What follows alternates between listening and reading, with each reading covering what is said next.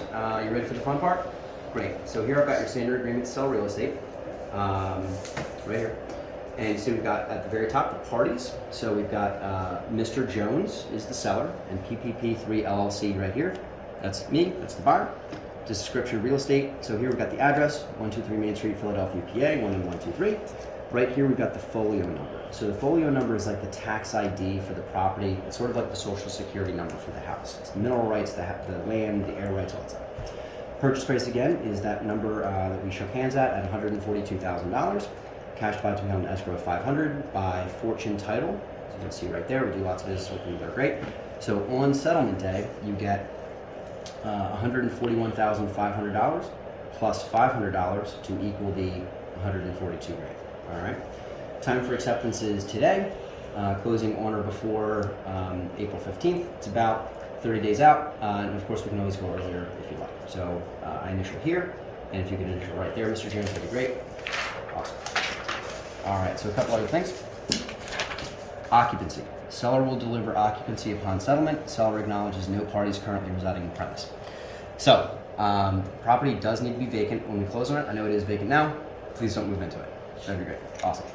Evidence of title right here, Mr. Jones. That means that if we need documents to clear title, driver's license, mortgage payoff, something like that, you'll help us get it.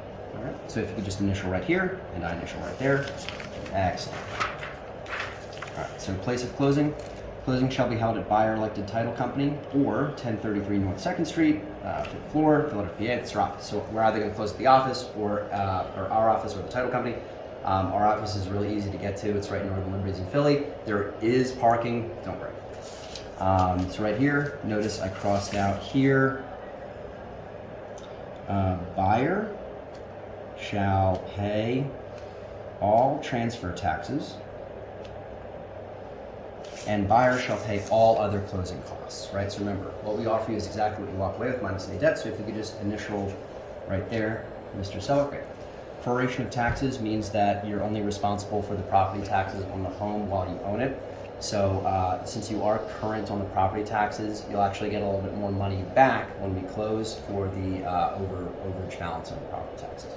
Risk of loss, please don't light the house on fire or steal all the copper out of it or something like that before settlement. That would be bad. I promise you won't do that. Okay, great. Maintenance. So while it is still your home before we settle, if it snows or if the lawn needs to be mowed, it still is your responsibility to maintain the property in its current condition, right? Proceeds of sale here, that means that you don't get a duffel bag full of 5s and 10s and 20s. It's going to be check or wire. We always prefer to send wires just because it's easier. All right, so I initial right there, and if you can initial right there, Mr. Jones, excellent. All right, so almost done here. So disclosure. So buyers purchasing the property from seller to rehab or rent, we might list your property on the MLS or the multiple listing service, which is what realtors see, prior to closing so that we can find a new buyer to buy the home before we settle, that we can customize the house for and order materials for it.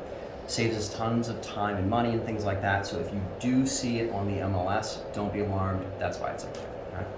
Pending litigation, you're not getting sued by anybody right now, right, Mr. Jones? No? Great, excellent.